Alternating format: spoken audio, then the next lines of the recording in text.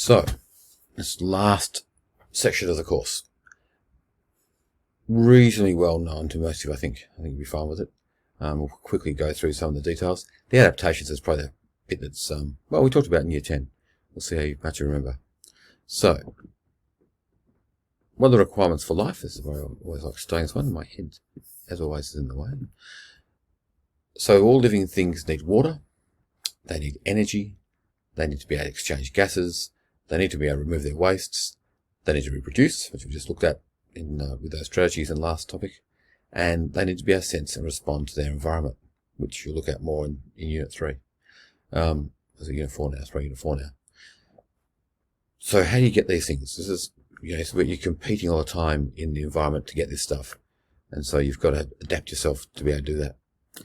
And so we look at adaptations as forming three types.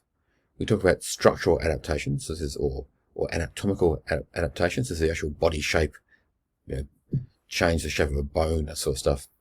In this case here, this is a plant known as a xerophyte. It lives in really dry conditions.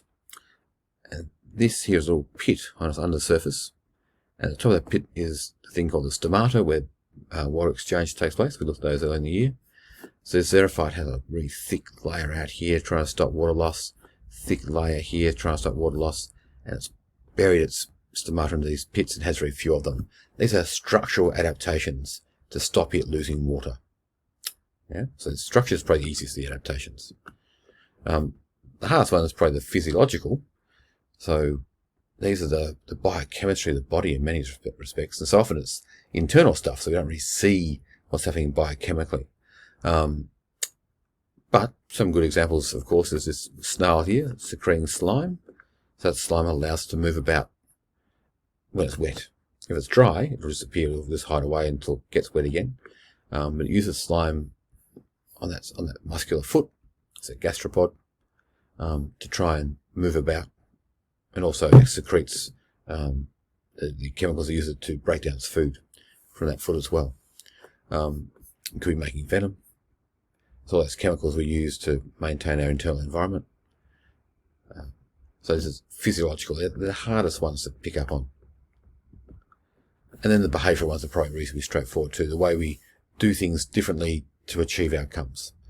So in this case, we've got a lovely rabbit there. Best rabbit's a dead rabbit, but anyway.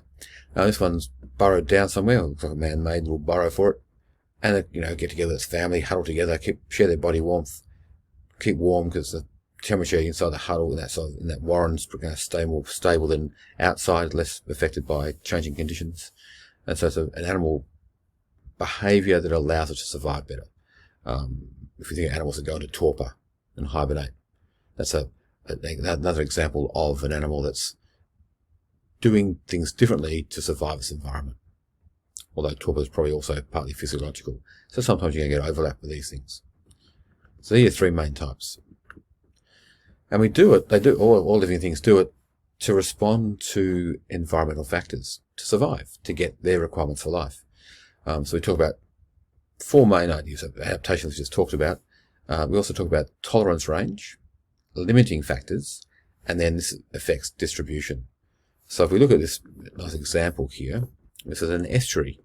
So in an estuary, you've got fresh water coming down the river, and from the ocean, you've got salt water coming in. Now, salt water tends to fall below the fresh water. It's a bit more dense because of the salt in it. So it goes underneath. So those animals that require fresh water will stay in the river or then head where the estuary mixes the two towards the top. Those animals that prefer salt water will come in from the ocean end and then also stay towards the bottom because they have a tolerance for particular salt levels. They also have, and therefore that makes a limiting factor on where we can find them. And that affects the distribution. So these guys here who like fresh water, we find them in the river. These ones over here who prefer salt water, we find them in the ocean. And those strange animals that can actually cope with both, we find in the middle.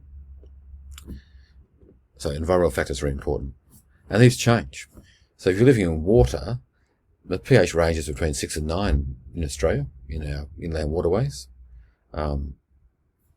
So you've got to be able to cope with that range of pH. So that can be a limiting factor. The temperature fluctuates, not massively like it does in the northern hemisphere, so you don't tend to see frozen water in Australia. There are a couple of lakes in the Alps which will on a really cold, snowy winter, but essentially they stay flowing. But we do get fluctuation, so summers are warmer and hotter than drier than winters, which tend to be cooler and wetter. So you don't need to be able to adapt or move. And then light. In water, light tends to penetrate at about 20 metres. The blue light gets about 20 metres if the water's nice and clear, because most water contains other stuff, so you don't get 20 metres of blue light. But the deeper you go, the less light there is, therefore less plant material can grow because it can't photosynthesize, therefore there's less food to start the food chain off. So these are limiting factors on life in water. And marine environments add also the idea of tides, and you would have, if you did marine science, looked at the tidal zone. And of course that changes 4 times during a day. Too high, too low. We've got saline conditions as well. So lots of things change again in the marine environment. And you've got to be able to survive those changes, have some adaptation that allows you to cope with that. And then in terrestrial environments, well, we have a huge range between dry deserts through to wet rainforests. And again, there's huge change in the soil conditions and the food that's available in the soil and the amount of light and the amount of water. And plants are adapted to particular locations. And then the animals that live in them are adapted to those plants being available. And of course, in Australia, well, across the globe, it's getting worse as we talk, we have to survive disturbance. That disturbance could be flood. We've had a few of those in recent years. It could be drought, and we're probably going to one of those. And with drought, we tend to get fire. Things dry out, and they burn. And many of our Australian plants are well adapted to burning, in fact, like to be burnt. Not fiercely burnt, like we saw in 2019, 2020, which would have wiped out forests. This is too harsh, but regularly burnt to bring on new seed growth. So the seeds flourish when it burns, so you get new plants growing, can remove dead and dying tissue on a plant and regenerate the plant. So it's a beneficial thing for them. And that, I think, is our first little one done. Yes. I'll be back soon with another one.